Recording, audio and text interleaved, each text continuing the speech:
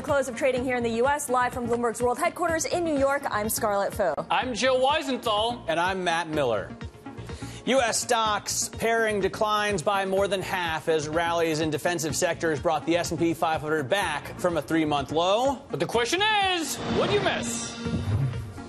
Weak Chinese trade data is fostering fresh doubts about the health of the world economy, just as the Federal Reserve is preparing to tighten. Plus, Wells Fargo chairman and CEO John Stumpf is out, marking a stunning downfall for one of the banking industry's most powerful figures. And Bloomberg discovered that Donald Trump blocked his campaign's request to do self-opposition research. So how is he shifting course? All right, we are less than 30 minutes to go before the close. Take a look at where the major averages stand right now. As Matt mentioned, we are grinding our way higher. The major indexes are still in the red, but it's been a steady progression north, with utilities and real estate investment trusts leading the way. On the downside, the drags on the major indexes are the financials and the tech stocks. So let's go live to the NASDAQ now, where Abigail Doolittle is keeping an eye on the NASDAQ companies, including those tech names. Abigail? Hi there, Scarlett. And it has certainly been a down day for the NASDAQ, but as you mentioned, well off the lows. Earlier, the NASDAQ had been down more than 1%, and some of this recovery is coming within that tech sector. Some of those mega caps are down less than before, especially Apple. That stock had been down 1.4% earlier. Now it's right about flat. One consistent drag, though, the chip space. We're looking at NVIDIA, Applied Materials, and Texas Instruments. Now, it's not clear exactly what's going on here, but Bloomberg analyst Anand Srinivasan, he said that the weak China export numbers could provide a macro headwind, plus the fact that these stocks are up so much over the last few weeks and months, valuations are high. You could see some profit taking ahead of a potential Fed rate hike. In addition to all of this, Gartner did say this today, the research group said that they expect semiconductor revenues for 2016 to decline by 0.9% year over year. So a little bit of choppiness there for some of the chip stocks. As for a bright spot all day, sort of a surprise, Mylan, shares of the beaten down specialty pharmaceutical company, are one of the bigger boosts today on the report that the EpiPen sales for the third quarter rose, this in the peak season, despite the pricing debacle. And even though it's a specialty pharmaceutical company, this is a part of the NASDAQ Biotech Index, helping to explain why this beaten down sector today on this down day is actually higher and a bit of a boost for the NASDAQ, Scarlett. Yeah, beaten down is a pretty good way of putting it. The biotechs are down, 6% so far this month, on pace for their third down week in a row. Since they are up today, is there any indication, any reason to think that this might mark a turning point? Hard to call that for sure, Scarlett. But when we go into the Bloomberg and we take a look at BTV 4274, this is a one-year chart of the NASDAQ Biotech Index. And on the recent weakness, this index has sliced right back below its 50-day moving average, its 200-day moving average. Of concern to perhaps some technicians, the fact that that 200-day moving average is sloping down. It really speaks to the fact that longer-term investors are less interested in this space. But Bloomberg intelligence analyst Astika Gunwardena, who focuses on biotech, he says this sort of volatility ahead into the election season is to be expected, and that he believes that there's going to be a very positive news stream in terms of clinical and regulatory information, and that all of this could just help this biotech sector snap back. Time will tell, Scarlett. All right, Abigail Doolittle, thank you so much. What'd you miss? It was nearly inevitable that John Stumpf would step down as chairman and CEO of Wells Fargo, and he did so last night. It was in response, of course, to public outcry over millions of fraudulent accounts opened for customers who never asked for them, and thousands of workers that booked them who got the axe for them. Tim Sloan now becomes the CEO, but what are the other details that we need to know, and what else can Wells Fargo possibly do to repair its image? This is clearly just the start. Bloomberg Gadfly columnist Mike Regan joins us now. So it's a start, but they need to do more from here, right? Right. Clearly this is mostly a PR crisis for Wells Fargo. So as well as, there's tons of investigations outstanding, lawsuits. But ultimately, is this enough to repair that image that from a PR standpoint? It's a good start. And I think most of the analysts that came out today talked about it, said it's a good start. But obviously they have a lot more to do. The big question is they have the board's doing an internal investigation. I think a lot depends on how they handle that. They have to come out, really come clean, I think, to shareholders and customers and say, this is all we know. Here's who we're punishing. Hang on, Mike. They created 2 million fraudulent accounts. They fired 5,300 low-level employees over this. And you feel like one executive leaving is a good start? It's a good start. Yeah, it's definitely a good start.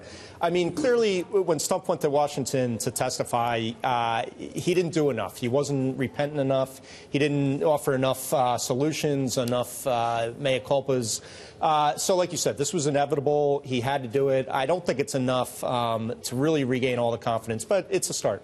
Wells Fargo, prior to this crisis or scandal, was seen as the good bank, the bank that didn't get in much trouble. John Stumpf himself had his folksy demeanor, very Buffett-like, and of course Buffett was an investor, or is an investor, in Wells Fargo.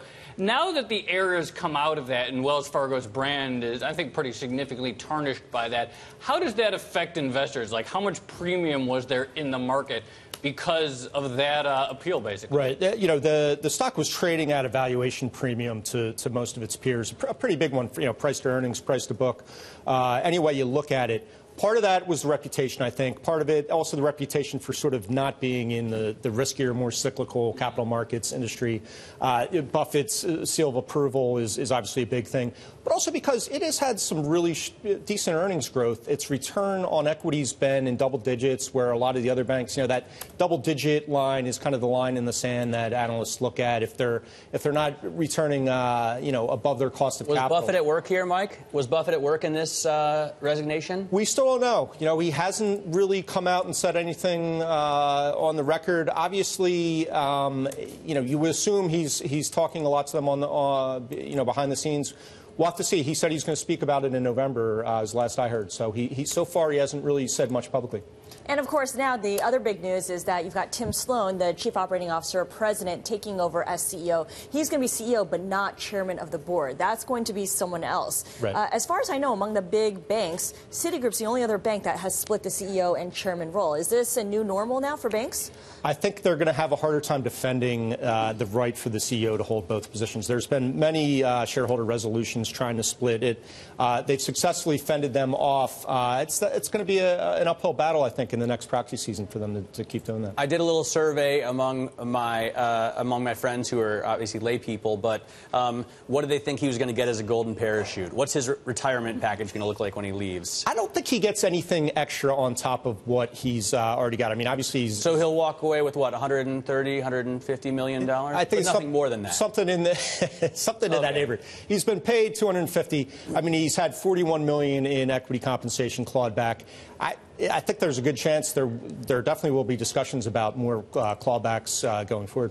Do people think that we're going to see more of these type of scandals at other banks where there are similar cultures of cross-selling and upselling and so forth, this high pressure, or is this sort of a Wells Fargo thing? Wells Fargo definitely was the poster child for cross-selling. They, at least reputationally, they were the most aggressive at it. Other banks surely do the same thing. I think tomorrow, J.P. Morgan reports, and we'll get some more banks next week. I think that's probably going to be one of the main questions that analysts want to know. Do you have a problem like this lurking, and what do we need to know about it? All right. Thanks very much, Mike Regan, Bloomberg Gadfly columnist. For more commentary, you can go to GADF on the Bloomberg. And as Mike mentioned, we're going to be talking bank earnings all day tomorrow, as well as we really get the big financial kickoff for bank earnings. Coming up on What'd You Miss? Nobel Prize-winning economist and Columbia University professor Joseph Stiglitz on why he thinks the ECB has failed. This is Bloomberg.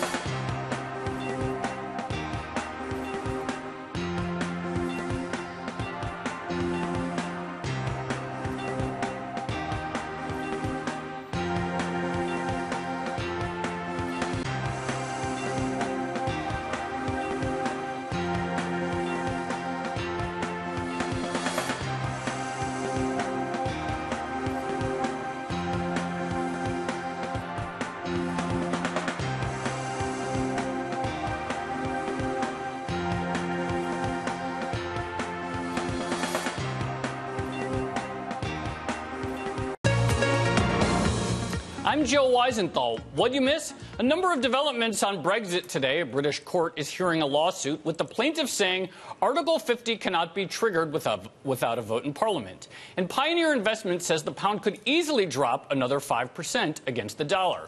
Earlier today, Bloomberg's Vonnie Quinn discussed the issue with Nobel Prize-winning economist Joseph Stiglitz. He's an economics professor at Columbia University and chief economist at the Roosevelt Institute. He has a new book out, The Euro, How a Common Currency Threatens the Future of Europe. The European Central Bank has failed. It's done more than any other. You know, Draghi said we'll do whatever it takes, and he's done a lot. But the danger of the single mandate was evident so clearly in 2011 when Trichet, then the head of the ECB, raised interest rates twice as Europe was going into a deep double-dip recession. Now, any economist would have said that was very foolish, but he would have said, my mandate was focusing on inflation. I saw a glimmer. It didn't happen, but I saw a glimmer of inflation, and my job was to make sure that that glimmer didn't become a reality. So that's one example of the change. It has to be focused more on unemployment, on economic growth. That's going to take a sea change, right, Professor? I mean, to get a mandate changed that's governed by European laws, it's not going to happen, is it? Oh, it could happen. It should happen. But I got to share with you my view is it's not likely to happen because the dominant power in the Eurozone today, very clearly, is Germany. And Germany sees inflation as the problem, doesn't seem to be very worried that massive unemployment in these countries, youth unemployment of 50%, you know, for years and years, what it's destroying these countries. And it seems to be totally unconcerned, or at least not doing anything about it. And so given Germany's focus on austerity and lack of concern about unemployment, I don't see how it's going to happen. Well, years of unemployment, as you say, primarily, and inequality that's sprung up as a result of that, has led to changes in government. Some Liberal governments failing their populaces, failing their electorates all around. And not just Liberal governments, but so there have been changes in power. Yeah. The centrists, those who have been supporting the Eurozone. Now we're into the fiscal arena. Is there an argument to be made that central banks, you know, need to be accommodative to fiscal plans as well by, for example, not selling off government debt when it matures? I think they have to support the fiscal policy, but as they've themselves have said, monetary policy itself has reached a limit. So they've called for more fiscal policy, and as you say, I think they have to be supportive of those kinds of fiscal policies, those expansionary policies.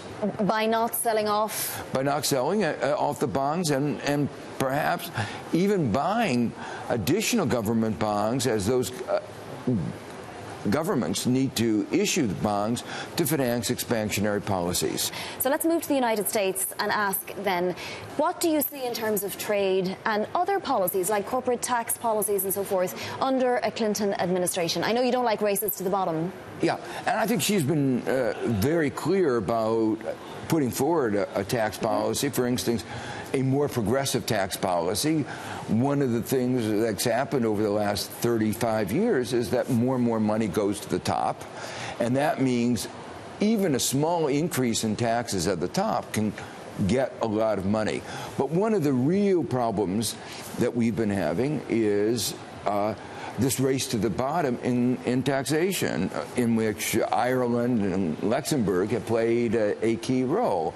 The recent revelation that Apple was paying almost no taxes globally illustrates how bad things have become. So how should a Clinton-administrated U.S. then combat that? Because there will always be countries, and it may even be Britain next, that put in their own corporate tax rates and that, you know, have enough sovereignty that they can decide that. Plus, by the way, the U.S. corporations that are paying tax here don't always necessarily pay the U.S. corporate tax rate. So the basic thing is the countries where the activities occur ought to impose taxes on that activity. And what a lot is going on is what we call profit shifting. you know, the production may occur in one country, and exactly, and they're trying to say a few people in Ireland are the source of all of Apple's profits. That's nonsense. So let me ask you then, what is the correct U.S. corporate tax rate to both bring corporations back home and have them report here, not scare them away, in other words, and reap enough that would benefit the U.S.? You know, the basic thing is that corporations will be operating here. We're the largest market in the world. They're going to want to sell in the United States. So this notion that corporations are not going to be operating here is nonsense. What rate of tax should they be paying? Well, that's a question. You know, one of the things is they're not paying. The tax rate today, the effective tax rate, is very, very low. So many companies like Apple and Google have figured out how to avoid paying taxes. So in my mind, the real issue here is let's impose a tax rate and make sure they actually pay it. And 12%, 10%? Oh, I think it has to be higher than that. You know, what that right rate is probably needs to be discussed with other countries, because obviously there needs to be some degree of cooperation. The European tax rate is 15%. Some people think 20, 25% is an appropriate rate. It's also how you combine various taxes. So, for instance, if you had a withholding tax on dividend, that changes what the corporate income tax needs to be. That was Nobel Prize winning economist Joseph Stiglitz. Now it's time for the Bloomberg Business Flash. A look at some of the biggest business stories in the news right now. In a rare display of investor dissent, a significant number of Sky shareholders are protesting James Murdoch's return as chairman of the pay TV company. They say they are concerned about board independence and a previous phone hacking scandal. More than 28% of votes cast at the company's annual meeting today opposed Murdoch's re-election to the board. Apollo Global Management and Ex-Coal Energy could soon close on a deal to buy Anglo American's Australian coal assets. That's according to people with knowledge of the matter who declined to be identified. The deal may ultimately value the assets at more than $1.5 billion. Anglo is said to have extended final negotiations after the price of a form of coal used to make steel more than doubled. Great Plains Energy has struck a deal with the staff of Missouri's utility regulators over its $8.6 billion takeover of rival Westar Energy. The move brings both companies nearer to completing their merger. The agreement would require Great Plains to keep its capital structure and credit rating separate from Westar's and bar it from seeking an increase in capital costs or retail rates as a result of the purchase. And that's your Business Flash update. All right, we have some breaking news. Cabot Oil and Gas as well as Williams shares are plunging. Cabot Oil and Gas, of course, the E&P company. Williams, the pipeline company, so a midstream company. And this is after FERC, which is the Federal Energy Regulation Commission, is perhaps going to delay the Atlantic Sunrise pipeline. The actual headline is that the U.S. is evaluating alternatives for parts of the Atlantic Sunrise line, and that new routes involve landowners not already part of this U.S. review. This is all in a filing, and this is going to be requesting comments from landowners affected by November 14th. So as a result, some traders are concerned that there will be a delay in this pipeline. As a result, we're seeing a lot of volume here in shares of Cabot Oil and Gas as well as Williams as they continue to sink in late trading right now. We'll keep you posted on any developments there. Coming up, there's a shortage of Britain's beloved breakfast bread Marmite, how the pound slump plays into that, and what other products are perhaps at risk in the UK. This is Bloomberg.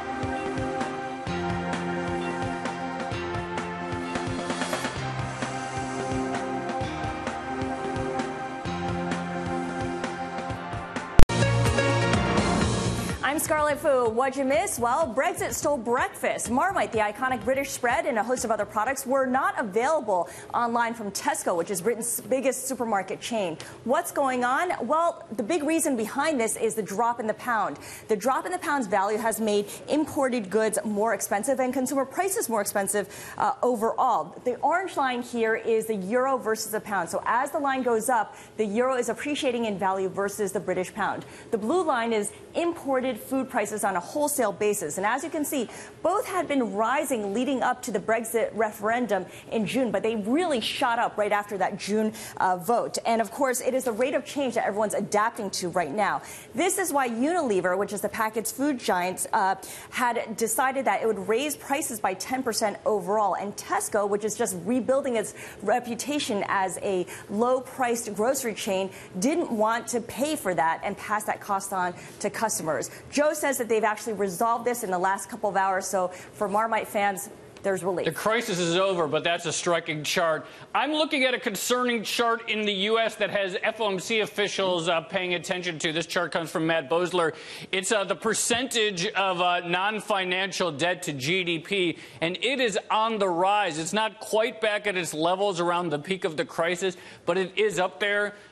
Signs again that private sector leverage are creeping back in, that maybe there hasn't been as much deleveraging as people thought, that debt loads have been masked by ultra-low nominal interest rates. Something to keep an eye on is something that the Fed itself is watching. Matt? I'm actually looking at another Brexit chart as well. And lately I've been really looking into a lot of soft commodities. I think there have been some fascinating stories. This is the Brexit effect on wheat. Here you can see the pound in white. Obviously, another big leg down there. But what Brexit led to, as far as wheat is concerned, is a ton of exports from Britain. The yellow is wheat exports from Britain to France. The French are buying as much as they can because their crop got flooded, and they're worried that they might see tariffs go up on wheat, so they have to get it while they can. So some good things are happening for the UK. A lot of good things are happening for the UK, right? They got their sovereignty. True, that's true. All right, the market closes next. We've got 3 minutes to go before the major averages end their trading, and you can see right now declines across the board. The Dow off by 58 points. This is Bloomberg.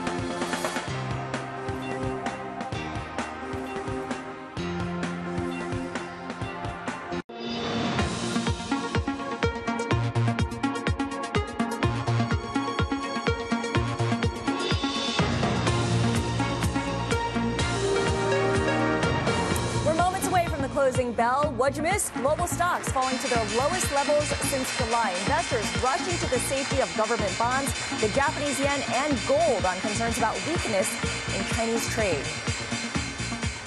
I'm Scarlet Fu. I'm Joe Weisenthal. And I'm Matt Miller. Welcome to our viewers who are tuning in live on Twitter. You can watch our closing bell coverage on Twitter every weekday from 4 to 5 p.m. Eastern. We begin with our market minutes. The U.S. stock indexes tried to stage a late rally over the last 2 hours, but they kind of ran out of steam in the last 30 minutes or so, lapsing back into the red. They were never actually out of the red, but we do have stocks falling before the beginning of bank earnings season tomorrow, with financials, suitably enough, the biggest laggards down about 1%. In fact, the worst day in 2 weeks. Yeah, it started off kind of an ugly morning. At one point, we were down well over triple digits on the Dow, but in the end, kind of a very moderate sell-off. I'm a little bit distracted because I'm watching us live stream on Twitter. I wonder if you zoomed in, would it be like a mirror effect? I am looking at the IMAP on the Bloomberg here, and as Scarlett said, financials were down more than 1%. Go ahead and take a look at the pie graph here. It breaks down the industry groups on the S&P. Utilities, real estate, the only real gainers here. The other green arrows like healthcare and industrials were really little change. So more movers to the downside than really to the upside. As far as the stocks that were moving, I thought it was interesting. You can arrange, if you use MOV on the S&P, you can arrange the winners and losers by index points rather than percentage change. Berkshire Hathaway and Wells Fargo were the two biggest index point losers for most of the day after the resignation of John Stumpf. And maybe because he's done incredibly well for the stock during his tenure relative to his rivals or relative to anybody. I mean, since the low right after he took over to the high, that stock was up 400%. So Ulta Salon Cosmetics is another one, a name you may not know, but it's a $16 billion company that owns brands across a broad spectrum. That stock has been incredible. They own Clinique, they own Burt's Bees, they own Tigi, they own a ton of different salon cosmetics. You know your cosmetics, Matt. Well, I just was on their webpage. And the stock's up 11.4% as they raised their fiscal year and 2017 forecast. At some point later, we should bring up a long term of that chart because it's been incredible. 2- and 10-year yields real quickly. Fairly quiet day in the government bond market, but we are seeing declines across the board. Not that dramatic, really. Just sort of not a big day for them. Not a big day for them. Well, you know, of course, the weak Chinese trade data was the driver here for currencies. It prompted a rush to safety in FX, with the yen strengthening versus all the expanded majors. So we're talking 31 currencies. The euro briefly dipped below 110. It's now above that level. And the Chinese yuan fell to a 6-year low versus the dollar. I'm also looking at the Thai baht after the nation's king died. The baht did hold on to its gains. Earlier this week, of course, you could see there the baht had been tumbling along with Thai bonds and Thai stocks because the Royal Palace had said that the king's health was unstable, but traders are saying that they've pretty much priced in the uncertainty now, and that is why the baht is stronger. And let's look at the commodities market. We got some movers today. Copper falling over 2%. We're going to talk about it more later, but Chinese trade data pretty mediocre. That hitting copper, which is sensitive. Corn bouncing back nicely. Yesterday it had tumbled after some production numbers showing it had been bigger than expected, so it was kind of erased yesterday's losses. And oil hanging in there above $50 on West Texas Intermediate at $50.47 a barrel. And those are today's market minutes. We're going to take a deep dive now into the Bloomberg. You can find all these charts using the function at the bottom of the screen. We're going to stick with commodities here because Joe mentioned WTI oil, and it is approaching a golden cross trading pattern. So you have the 50-day moving average. Yeah, of course, that does inspire a lot of oohs. The light blue line, that is the 50-day moving average, so the shorter trend line. It's fast approaching the 100-day moving average, which is the purple trend line. And we've circled it so you can really see how close it is. The last time this happened was back in April. And after that golden cross happened, WTI rose as much as 27% before prices started to reverse once again. So perhaps we're seeing another leg up in oil prices after this golden cross is achieved. I'm impressed always with a golden cross. We love golden crosses. Yeah, we don't like more death optimistic crosses, days on pessimistic days, death crosses. I'm looking at Wells Fargo stock relative to Goldman Sachs, Morgan Stanley, and Citi. I've normalized this chart from the day John Stumpf took over as CEO at the bank, and as you can see, with Wells Fargo there in white, Goldman in blue, Morgan in purple, and Citi in pink. Wells Fargo has absolutely trounced his their Wall Street rivals. Which is the one at the, that must be Citi down at the bottom, right? Citi is at the bottom in there in pink. I will also bring up, just quickly, because Joe mentioned taking a look at a long-term chart of Ulta, the $16 billion salon cosmetics company. This is Ulta versus the S&P in orange and the consumer discretionary sector in yellow. Over the last 7 years, it's up 1,400%. Not bad. Here's some good data. Initial jobless claims every week. It just comes in amazing. I try to find a different way to show it. This is a chart I go back to from some time. I have initial jobless claims 4-week moving average inverted. So it's at its highest level since the crisis, which means it's at its lowest level since the crisis. And the S&P 500. And I just like to show this chart every once in a while because people like to say, oh, there's not the market's not based on anything real. It's just the Fed. There's nothing based. But look at it. No, There is fundamentals in the economy that have improved remarkably since the crisis, and it sort of tracks pretty well with the stock market, so things aren't that bad. I remember the first time you showed and it just keeps getting better. Yes. All right, now, defensive sectors brought the S&P 500 index back from a 3-month low today. Concern that mild global growth will weigh on the U.S. economy while the Fed prepares to tighten had sparked earlier selling. Our next guest is not particularly optimistic on the markets, but is bullish certain industries. Here for an insight into his stock picks is Benjamin Siegel, portfolio manager at Neuberger Berman International Equity Fund. The fund has beat the benchmark index for the 1-year period ending September 30th by 172 basis points. So he's a success. Thanks so much. My pleasure. So what do you think about the news out of China this morning or late last night, depending on, your time zone? Is it a concern for global growth, or is it something that we could have seen really coming? I think there's a couple of things going on in China. There's the domestic situation, which has clearly poses some long-term challenges for the economy to restructure. And then Chinese exports clearly reflect the health of the global economy. U.S. is in okay shape, but not spectacular. Europe, and you were talking earlier about the challenges of Brexit. If I'm an exporter, I'm in good shape with a weaker pound. If I'm an importer, importing products from China and elsewhere, clearly that's tougher for me to have the same level of demand as I did when sterling is up at 150. So that weak export economy is obviously not great for China. I want to talk about some trends within the market that we're seeing. Through the first half of the year and sort of into late summer, there was just this voracious appetite for anything safety, anything low volatility, anything dividend. That's really come off. People selling the utilities and the real estate stocks, getting back more into cyclicals and financials. And people are wondering if this is the start of a new trend that can last for a while. What's your take on these? Is that popular area from the beginning of the year going to be out of fashion for a while? I think we've seen a period this year where, as you mentioned, we've had a couple of different phases. At one point, we're looking for uber defensives and bond proxies. Then we're looking for defensive. And at some point, we're looking for recovery in banks, as maybe we're hoping central banks and the Fed, foremost among them, to raise rates. I think those looking for rate rises are going to struggle. You maybe get a quarter of a point. You're not going to get anything out of the Bank of England. You're not going to get anything out of the ECB or the BOJ. So that's going to be a fool's quest.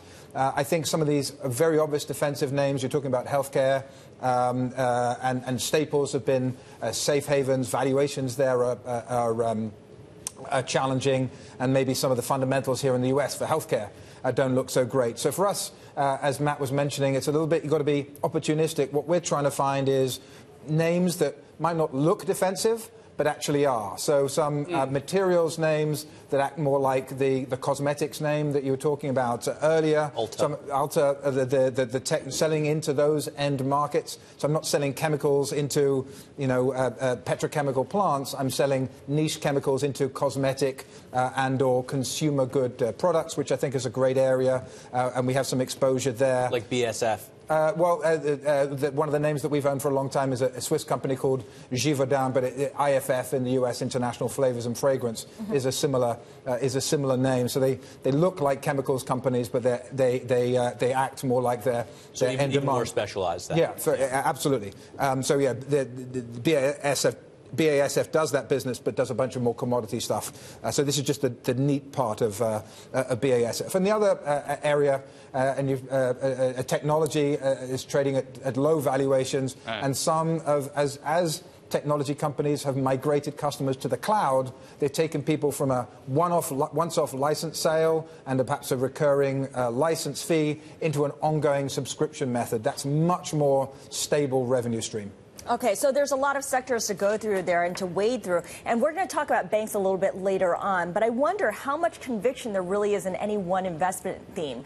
You've got so much division among analysts, among investors about whether the Fed should have raised, about what happens next when it comes to Brexit, about what happens with the election. It just feels like there's such a big split. Even the latest Bloomberg survey on gold shows a split between those who are bullish on gold versus those who are bearish. How much conviction is really out there? It's very polarizing. The answer is not very much. The bulls can take on the beta. The bears can short the beta and stay with the defensive bond proxies.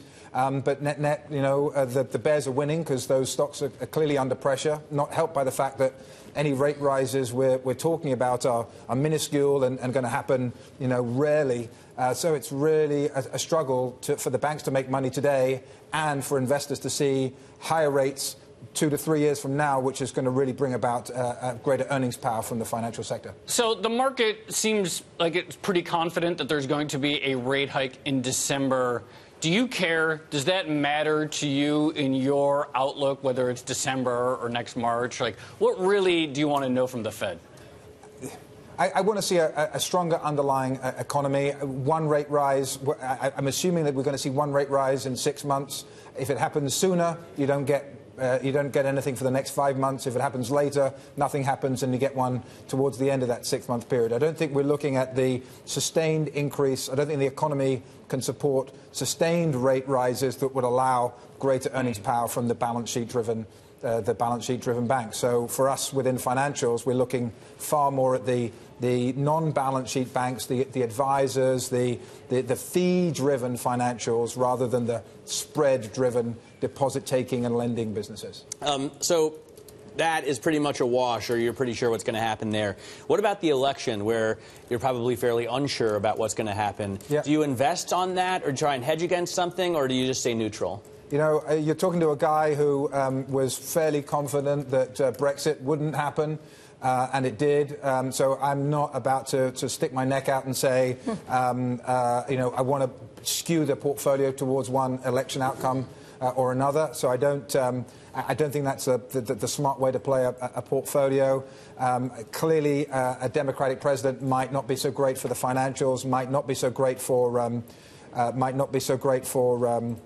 the healthcare sector, but we're staying pretty neutral in both areas because anything can happen. As well, she may have a public position and a private position there, but Donald Trump. I mean, is there anything that he would be good for, or is it too unpredictable? I think it's too unpredictable. We're unsure whether he has sort of convictions around a certain point of view, or whether he's going to be would govern as more of a mainstream Republican or more of a populist Republican, which we haven't seen for some time. So it really is an unknown, and we're talking about something that the polls tell us is a small possibility. So there's possibilities within the possibility, and I think that's something of a mug's game. All right, Benjamin Siegel, portfolio manager of the Neuberger Berman International Equity Fund. You'll be sticking with us after the break. This is Bloomberg.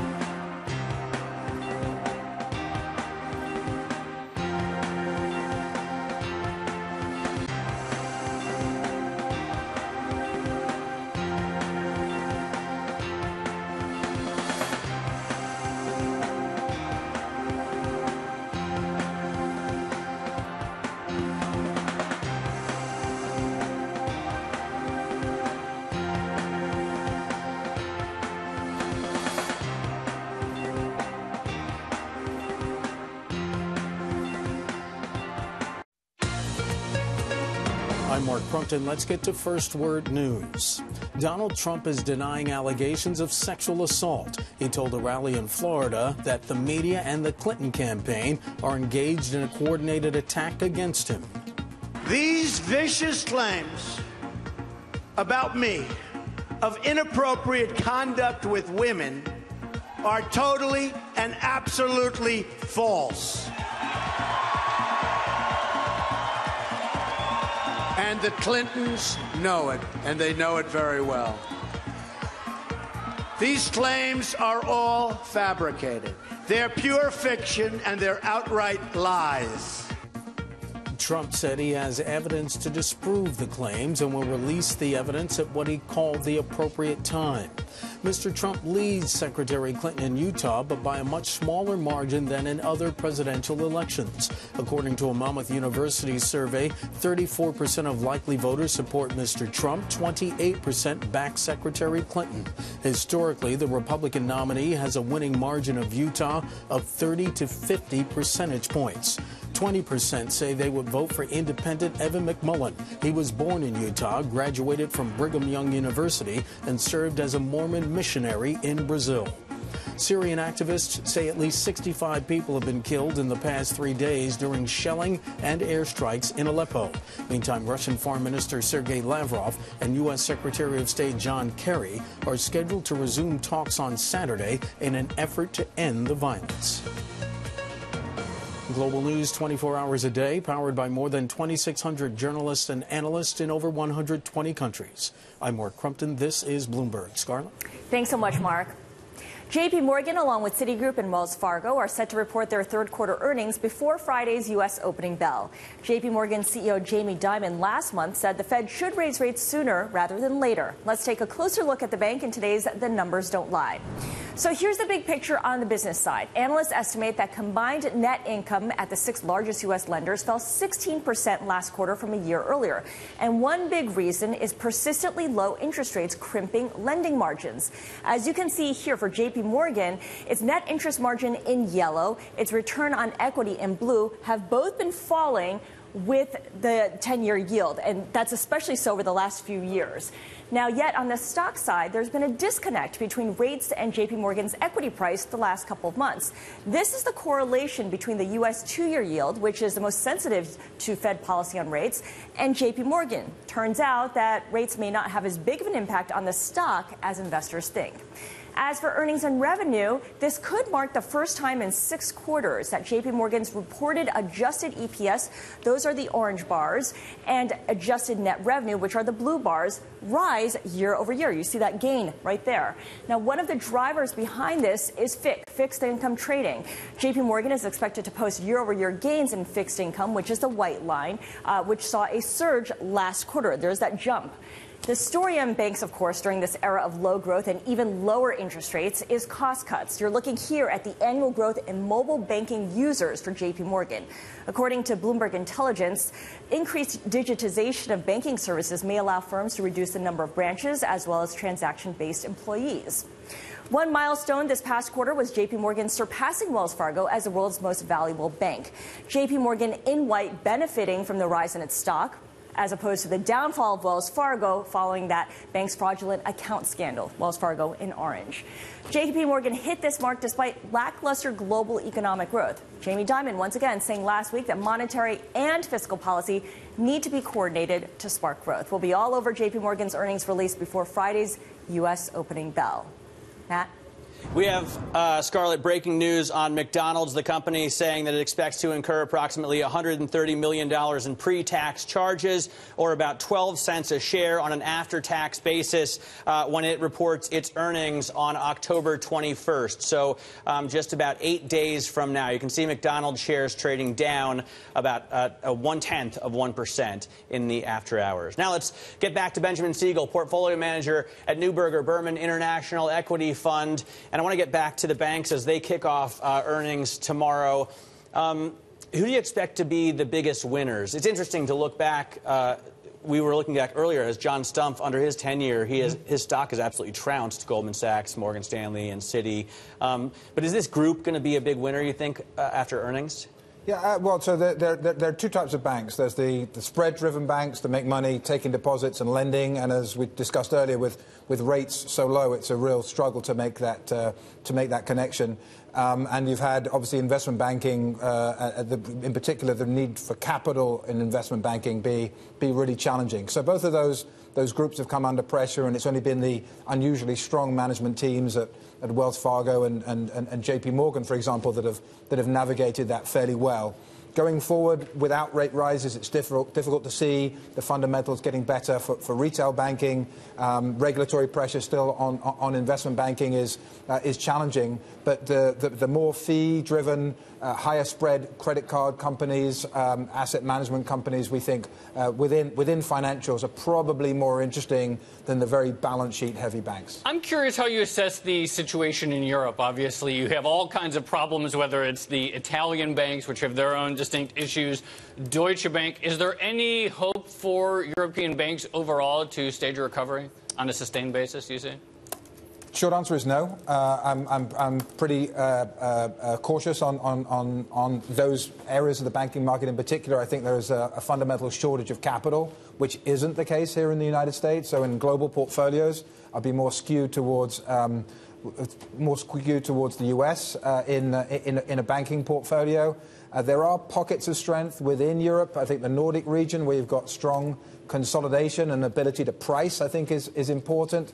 Other areas where you've got shortage of capital, fragmented competition, and a really somewhat draconian regulator really adds up to a really challenging time for banks in Europe. All right, great stuff. Benjamin Siegel, portfolio manager at Neuberger Berman International Equity Fund. Thank you very much. Thank you. All right, we've got more breaking news, this time from Hewlett-Packard. It plans to cut up to 4,000 jobs across its divisions over the next 3 years. It is also announcing a $3 billion stock buyback program and boosting its quarterly dividend by 7% in fiscal year 2017. It sees fiscal year 2017 free cash flow of $2.3 billion to $2.6 billion. We'll have more after this. This is Bloomberg.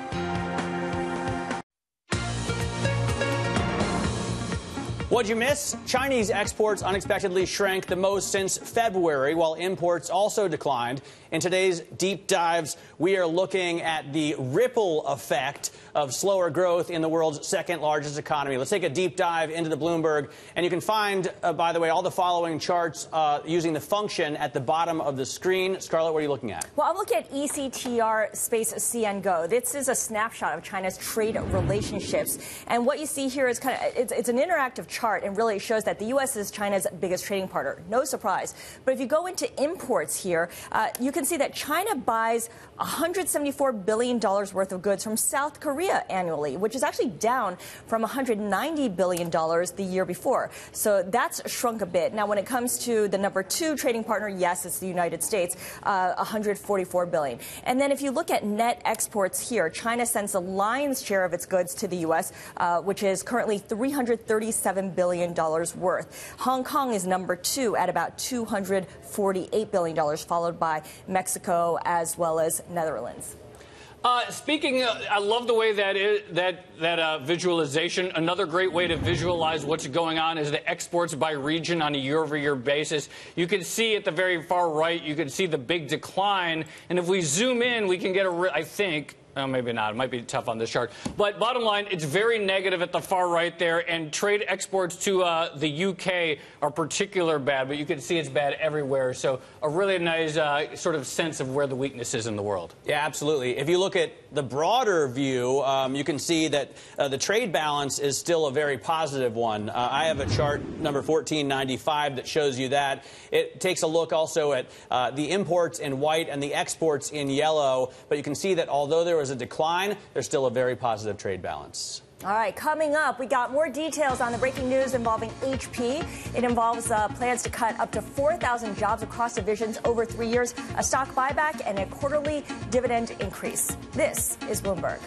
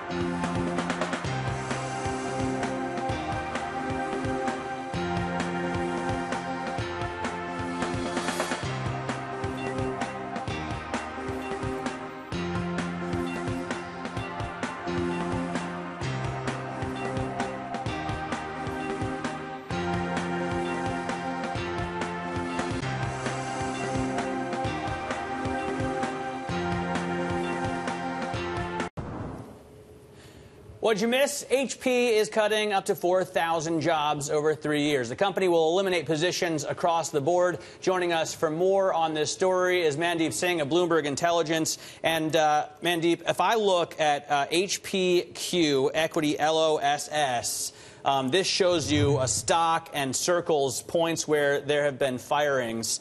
This is the most I've ever seen on a chart. I mean, this is a company that has cut 174,000 jobs since 2008. So this is nothing new for them. Well, I mean, HP Inc. in particular, the businesses are in structural decline. If you look at PC business, printer business, these businesses are in structural decline. And the only thing they can do at this point is really to, kind of shrink it, try to make it more profitable, return cash to the shareholders. And that is precisely, they're following that script. So I think they have to make the businesses more lean. At this point of time, Windows 10 is a big launch. And that's what you're seeing. They are getting ready for, the new products, revamping their lineup, and trying to reduce the sales force. Yeah, I see that the 12-month dividend yield for the company is 3.27, which is kind of a lot of money today. Is that sustainable, or is the business shrinking that people can't be sure that that will be the expected yield, say, over the next 12 months? Well, it is sustainable for the near term, just because HP is a very big company still. It can continue with the cost cuts. It can make sure the operating margins are stable. So as long as they can do that, the free cash flow is maintained. They should be able to do that in the near term, but they will have to find new drivers. So 3D printing is a big driver, something that they are looking forward to. They acquired Samsung's business earlier in the year. So that's one way they can, try to grow sales as well. So they still make money. They're profitable. It might be a dying business in terms of being in structural decline. But in terms of projections for what HP can do strategically, are they looking to sell off parts of the business? I mean, what can they really do besides manage the decline? Yeah. So PCs currently is 60% and printers is 40% of their business. And PCs has an operating margin of 4%, whereas printers has an operating margin of 17%. So clearly, I think they're moving more towards printers just because they have lesser competition, and they should be able to, roll out 3D printing, like I said, could be a growth driver. So they should be able to, just balance the business segments and try to kind of grow their way out of there. I'm looking at another screen here, BDVD, which is the Bloomberg dividend forecast. This team at Bloomberg is shockingly accurate, and I just clicked on it because Joe was talking dividends. They're actually looking at dividends that are going to increase over the coming years. So is this company going to be able to pay more money, or are they just going to pay more of the money that they make? They're going to keep following this script in the near term. It's going to be restructuring, cost cuts, really try to make the operations lean, focus on the new products. And at some point, like I said, the printer business is still stable. It is in a structural decline, but then there isn't like a lot of competition. They just acquired Samsung's unit, so lesser competition. And I think that's their script right now, to really make the company more lean and try to grow their way slowly. All right, Mandeep, thanks so much for joining us. Mandeep Singh there joining us at short notice after that breaking news on Hewlett-Packard. They're going to cut another 4,000 jobs over 3 years. All right, let's get you a recap of today's market action. It was a down day from the start after the disappointing Chinese trade data, but we did see indexes steadily pare their losses through most of the session before there was another late leg down in the last 30 minutes or so. Financial shares were the big losers here because of a rally in treasuries that sent bond yields lower, and of course before the big banks begin reporting earnings tomorrow. All right. What'd you miss? September's FOMC minutes confirmed that the Fed is well on their way to the path of normalization. Today, the Federal Reserve Bank of Philadelphia President Patrick Harker spoke at the World Affairs Council of Philadelphia. I'd like to see normalization happen sooner rather than later, because I think, A, the economy can withstand a slow, gradual path. And it's important for us to move further and further away from zero. Let's bring now in TD Securities head of global rate strategy, Priya Misra, who is calling for a December rate hike and one hike next year. So that's it. I mean, in the intro, I was like, the path to normalization. But one more hike this year and just one next year. I mean, it's not really. That's less than the dots. That's less than the dots imply. That is not new, right? The Fed was calling for 4 hikes this year. We're going to probably just get one.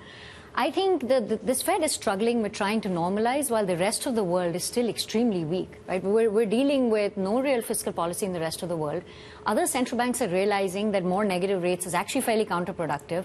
They're kind of struggling with how do we ease in the rest of the world. So I think every Fed hike now is resulting in this multiplier effect. So every hike is equivalent to a lot more hikes.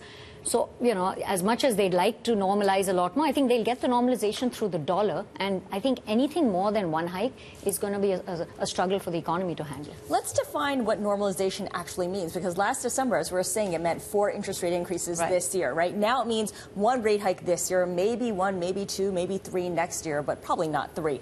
Is it still normalization if what constitutes normal keeps getting revised? Great point. I think the Fed's definition of normal has been declining. I almost wish they had done a mea culpa and said normal is 2% on the funds rate. But what we've been seeing is a slow capitulation all year. They've been taking that long run dot lower. And I think the minutes were actually interesting. They tried to explain why this confusion. I think to some extent, they don't know what the extent of labor market slack is. They're looking at the fact that people are re-entering the labor force. That suggests to them there is still slack. There's also a very healthy debate at the Fed, I think, around how much to overshoot. So how much do we let whatever NAIRU is? And notice we're all talking about sort of intangible things, such as what is NAIRU? These are things we don't observe, but you can tell the Fed is having this fairly rich debate as to how much do we keep normalizing? But as long as they hike once a year, I think the hiking cycle is alive. One of the things that we were talking about a lot in the beginning of the year was inflation, and we're like, oh, maybe 2016 is going to be the year that people really realize that inflation is coming and is not totally dead. And I would say probably that story hasn't played out the way some economists had predicted. Nonetheless, if you look at a lot of indicators, it's still going up. We're going to get a PPI, I think, tomorrow, and then CPI early next week.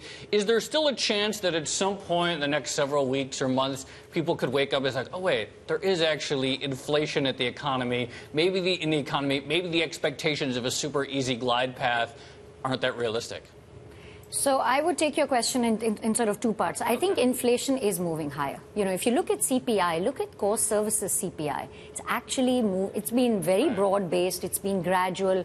It's running about 3% core services. What has been weak has been food, energy, and anything imported, because the dollar has been strong. So import prices have essentially kept headline CPI low.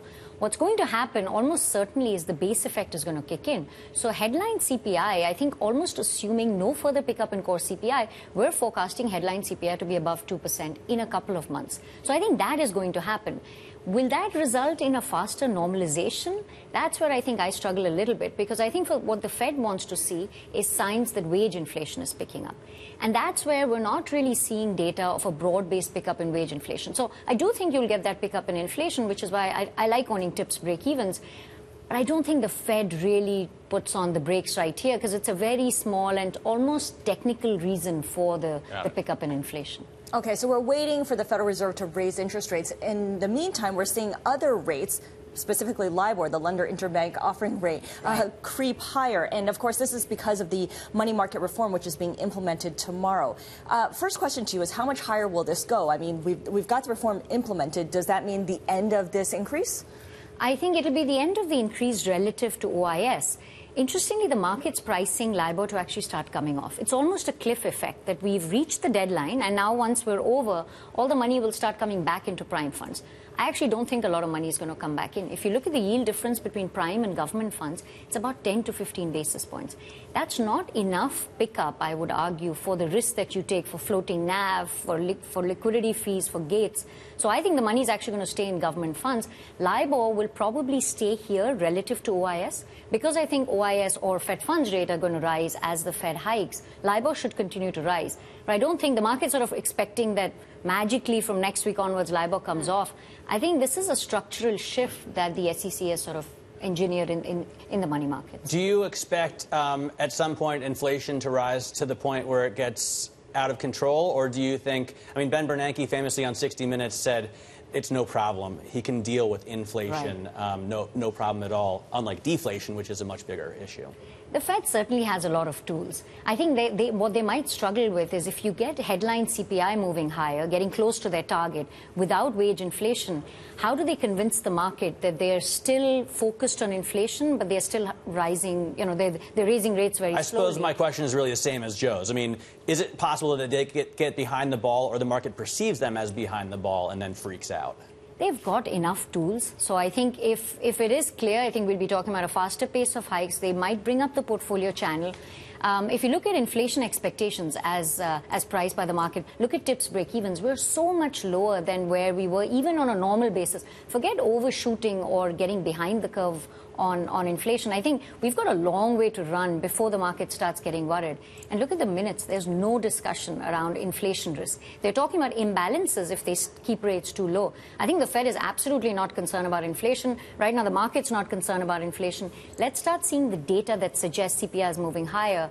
Let break-evens catch up, and then I think the Fed would be more in a bit of a bind. Let's just button up your comments here on LIBOR. Any increase in LIBOR is a tightening of financial conditions. So does that feed into what the Fed is going to do next? I don't think so. I think this LIBOR increase was extremely an intended consequence. When the SEC and the Fed put forth this money fund reform, they knew very well that it would result in a rise in LIBOR. They knew this was going to happen. This is actually one of those things which, you know, as a research person, we called for. It's actually happened. It's a good feeling.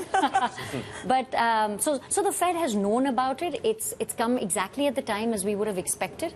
Where I think the Fed would be concerned is if banks start raising mortgage rates, or if you start seeing senior loan officer surveys suggesting they're actually pulling back lending, then the Fed will say, oh, this higher funding cost is making banks cut back on lending. We haven't seen any signs of that. Financial conditions are actually extremely easy right now. So I think for now they are going to ignore it. Watch bank earnings, and I think as we start seeing the earnings, do banks bring this up as a big risk to their bottom line, something that's going to actually make them raise rates? Speaking of rates, let's talk about the long end, because rates on U.S. 10-year yields are back up to where they were in the middle of the summer, which is albeit extremely low. But it's a global thing. Can this run for a while? I think that is the big trillion-dollar question right now. That's why you're here. You got it, putting you on the spot. I love the fact that y'all are bringing it up, because it's been a big move, and there's a view out there that we're in an inflection point where rates are just going to take off. I'm not a buyer, so here's why. The argument for this inflection point is monetary policy is largely ineffective, and central banks are going to start paring back what they're doing. You know, I can buy that because we are seeing negative rates are counterproductive. You can see the BOJ struggling with not allowing the yield curve to flatten a lot more. However, that's the only form of stimulus. If we were getting fiscal stimulus, I'd get a lot more positive on the economy, and I think, yes, sure, rates can rise. But I don't see much fiscal stimulus globally. You know, the US, Japan, Canada also disappointed in terms of how much fiscal stimulus they can do. So until we see fiscal stimulus, I think central banks are the only game in town. And now all we're doing is debating whether the ECB, and I think that's really been the driver of the 10 years, has been the German Bund back up in yield.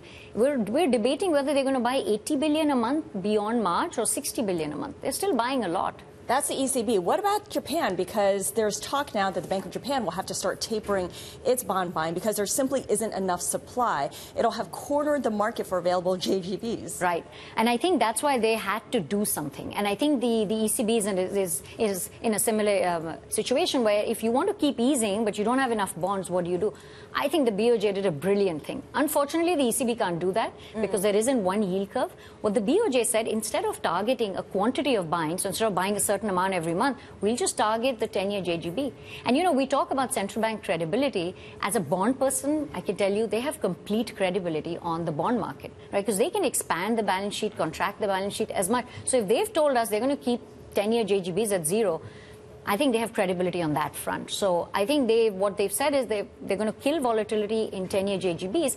And if I'm a JGB investor, why am I buying 10-year JGBs? You know, so that if the Nikkei ever falls, JGBs can't rally a whole lot. I'll buy treasuries. All right, Priya Misra, head of global rate strategy at TD Securities. Thank you so much for coming in. Thank you.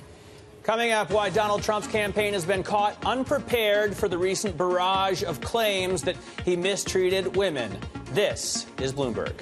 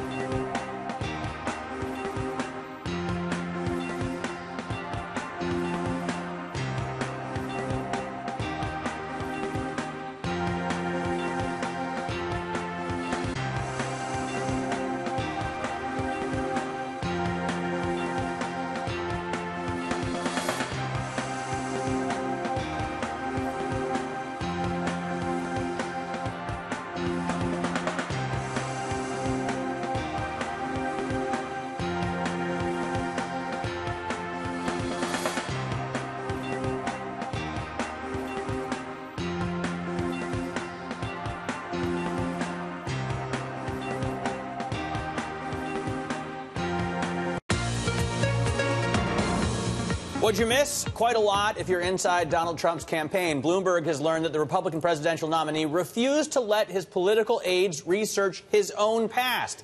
Here with more details is Sahil Kapoor of Bloomberg Politics from Washington.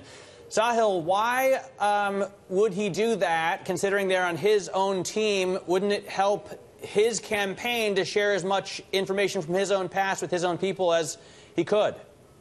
It would, Matt. This is a customary thing that campaigns do when a candidate decides to run for office, not even on the presidential level, even on a lower level like statewide office or House of the Senate. It's customary for the candidate's team to dig into their past and to understand what attacks may be coming and to be prepared for them. Now, this is one of many, many things that is non-traditional about Donald Trump's campaign, things that his campaign didn't do. And as we've seen now, clearly unprepared for. His response is that of a candidate who was caught flat-footed and didn't really know that these were coming. He threatened to sue the New York Times for publishing that story yesterday. The Times said it's not going to retract it and said, essentially, bring it on, we'll see you in court.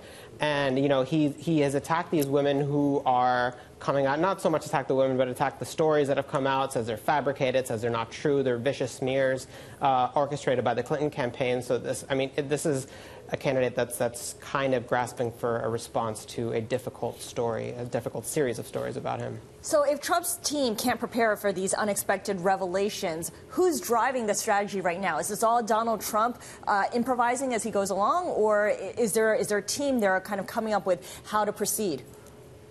Well, there are people on his campaign, most notably his campaign CEO, Steve Bannon, formerly of Breitbart News, who wants him to go scorched earth, who wants him to be very, very, very aggressive in attacking the Clintons, who wants him to bring up Bill Clinton's own infidelities in the past and portray Hillary Clinton as an enabler of them, as someone who has gone after the women who have accused Bill Clinton of these things. So he wants Donald Trump to go extremely aggressive, and that's the Trump we've seen since this Access Hollywood tape from 2005 came out making these comments. Sahil, in the wake of the new allegations, which were reported by the New York Times last night, Trump spoke in Florida today. He said, "I take all of these slings and arrows gladly for you," speaking to his supporters. He then said, "I knew this day would come." Is the Trump campaign taking on a new sort of messianic theme with this kind of like, "this day has arrived where I take all the pain for you" language? There's always been a little bit of that in his campaign, Joe. I think it's moved to an elevated apocalyptic level in recent days, as I said, since the 2005 tape came out. This is a direction some of his advisors wanted him to go in for a very long time. I think now the goal is to supercharge the base, hope to depress Hillary Clinton's base, and hope, I guess, against the demographic realities that we know that he can pull this thing out. He's definitely the underdog here. And yes, he said at the convention, to your point, "I am your voice," speaking to all the people who feel like they've been left behind by the political system. Sahil, real quickly, we just got some fresh polling at 4 o'clock from Wall Street Journal, NBC. He's up by 1 in Ohio, only down by a few points in North Carolina. Could it be that despite all these horrible headlines, Hillary still can't quite put him away? Partially, Joe, but I think it's entirely possible that he loses Ohio, that Hillary Clinton loses Ohio and still wins the presidential election. The fact that she's this competitive in North Carolina is surprising because, again, Donald Trump needs to run the table in these states, in Nevada and Iowa and Florida and Ohio, and then win some more states beyond that. Hillary Clinton has many paths to victory, and our Bloomberg poll this morning found that she's up in Pennsylvania. She's doing well in Colorado and Virginia. So she's in a good place right now. Trump has a lot of ground to make up and not much time to do it. All right, Sahil, thanks very much. Sahil Kapoor joining us from our Bloomberg Politics team in Washington, D.C. Scarlet? Coming up, former FDIC Chair Sheila Bair discusses the latest moves at Wells Fargo. This is Bloomberg.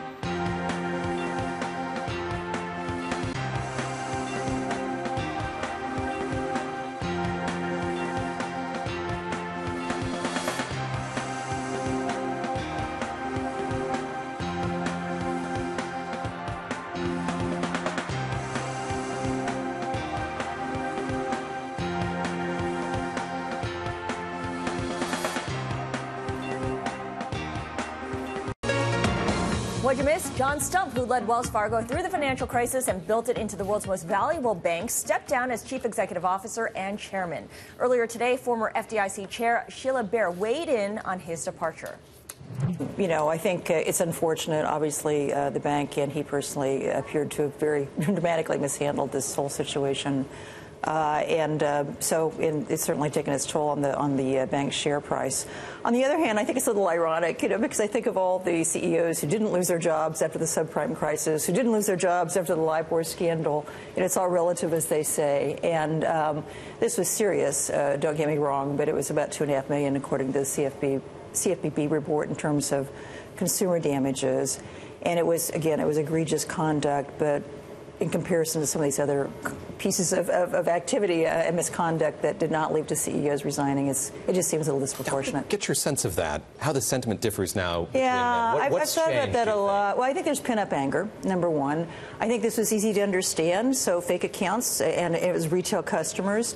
You know, it's harder to explain mortgage-backed securities and constructing CDS that are against the interest of your, as you know, and LIBOR, what's that? You know, I got a question, remember, during the crisis, what was LIBOR? I said 400 basis points. So anyway, but, you know, but it's easy to understand. And so I think, and that combined with the pent-up anger and just general longstanding resentment against large banks, I think he was the one that ironically ended up losing his job. Yeah, although, you know, if we didn't have something to compare it with, then maybe we'd be asking a different question. Yeah. Is it a good thing that now the standards need to be met? Yeah, so I think there clearly was accountability here. The market was imposing accountability. There was a lot of political pressure, too, but the market was really punishing this conduct, as it should. It was a serious misstep in culture, in management, and setting goals and supervising them. So Wells Fargo will pay. They'll pay for some time. But I think John Stumpf was a class act. He initiated this, so I think that was good. They had a succession plan already in Sloan, so that was good. They've got a smooth transition. So overall, I think there's still a lot of great people who work at Wells, and it's got a very strong franchise. So they will survive this and have learned a lot of lessons. They're now being suitably contrite. Should have started with that, but I think they've definitely learned their lesson. And again, that's the market as much as it is politics. That was former FDIC chair and current president of Washington College, Sheila Bair. And tomorrow kicks off a big day for bank earnings, including JP Morgan, Citigroup, and Wells Fargo. We'll be speaking with Wells Fargo's CFO, John Shrewsbury, right here on What You Missed, coming up at 4 p.m. New York time tomorrow. Coming up, what else you need to know to gear up for tomorrow's trading day next. This is Bloomberg.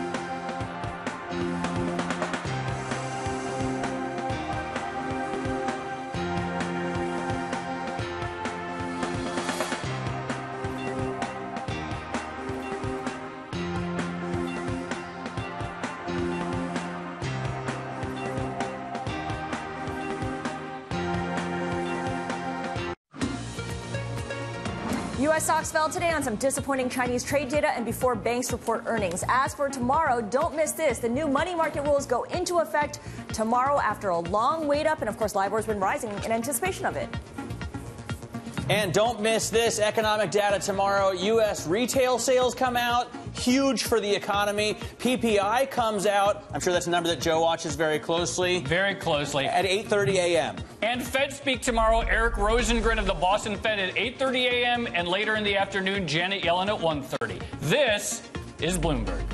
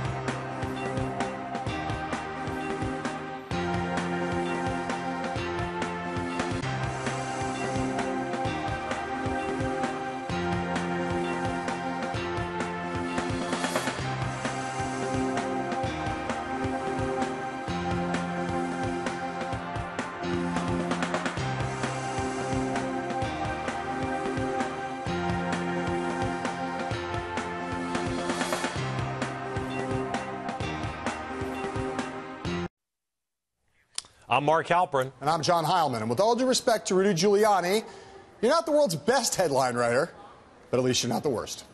Do you see that on the front page of the Times? Hillary Clinton admits she is a liar? Subtext for $225,000? Headline idea. It's the end of the world as they know it, but Pawnee feels fine. It's a little long. Okay, Zorp Schmorp. Doomsday prediction falls flat as citizens spend pleasant evening enjoying one of Pawnee's finest parks. Somehow longer. Right, okay, let's go with the first one.